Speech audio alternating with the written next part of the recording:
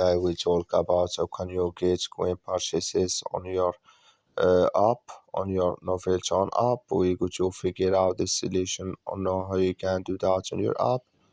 So you just follow this ways, then it's going to work with you. All you have to do, you just go down here. You click here on mine down here. You just click on it.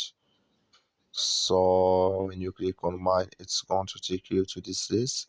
It's going to show for you like this. Then all you have to do next, just click here on purchase coins here. Just click on it. You come to next step here, and there can you get this coin here in this list on your NovelToon app. You just click on it here. So then here you add your credit or debit card, then it's going to add with you.